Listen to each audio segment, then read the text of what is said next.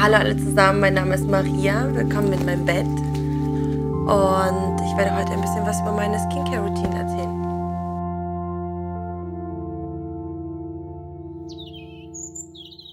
Ich habe mit den Jahren herausgefunden, dass umso natürlicher die Pflege und umso weniger Inhaltsstoffe die Produkte haben, die ich benutze, umso besser geht es meiner Haut. Sie ist dann nicht so reaktiv, nicht so gereizt. Und mir ist es einfach wichtig, dass ich nachvollziehen kann, was in den Produkten drin ist, dass da keine Chemie drin ist und auch keine Plastik, Silikone. Das ist natürlich.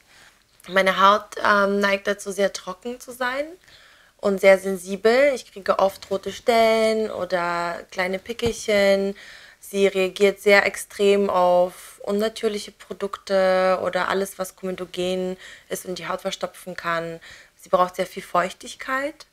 Und genau, ich habe jetzt so langsam herausgekriegt, was sie so alles von mir haben will und von meinen Produkten, die ich benutze. Ich reinige mein Gesicht. Ich benutze oft eine Maske, so zweimal die Woche. Manchmal eine Feuchtigkeitsmaske, ganz oft ein chemisches Peeling, damit die trockenen Hautschüppchen und auch Unreinheiten oder Verstopfungen weggehen, aber ohne zu rubbeln und ohne zu kratzen und die Haut zu irritieren. Also ein sanftes Peeling. Und dann benutze ich gerne ein Tonic oder ein Spray, was die Feuchtigkeit der Haut wieder reguliert. Ein Serum, meistens Hyaluronserum, und versiegle das Ganze mit einem Öl. Heute zeige ich euch meine derzeitigen Favoriten. Die Produktreihe von Katharina Barbossa. Das sind 3 Produkte. Eine Detox Mask, die man sich selber anmischt. Dann ein Serum, Botanical Serum, um Feuchtigkeit hinzuzufügen, und ein Öl. Also ich habe jetzt die Maske angemischt, bis sie eine homogene Paste ergibt. Dann räume ich meine Haare aus meinem Gesicht. Trage die Maske überall, außer unter den Augen. Es riecht sehr gut nach Kakao.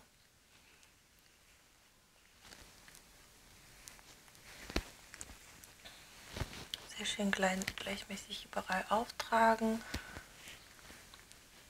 Mund- und Augenpartie aussparen, da die Haut dort empfindlich ist. Und jetzt warten.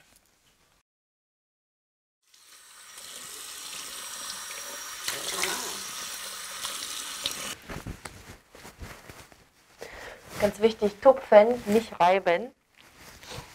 Und immer mit einem sauberen Handtuch, denn auch die beste Kosmetik kann da nichts machen, wenn man mit einem dreckigen Handtuch das Gesicht reibt.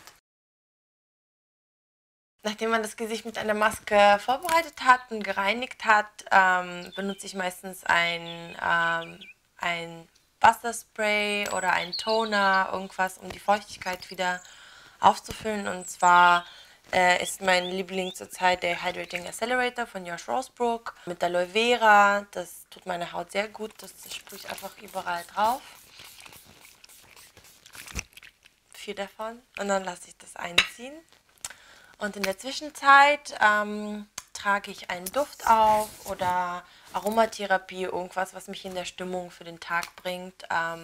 Ich benutze sehr gerne tierische Öle. Zurzeit sind meine Favoriten die ätherischen Öle von Demamiel, die Sleep Series. Also ich werde jetzt nicht schlafen gehen, aber ich brauche immer etwas, was mich so ein bisschen beruhigt und mich einfach so in Stimmung bringt. Und heute habe ich das Shine Aroma ausgewählt.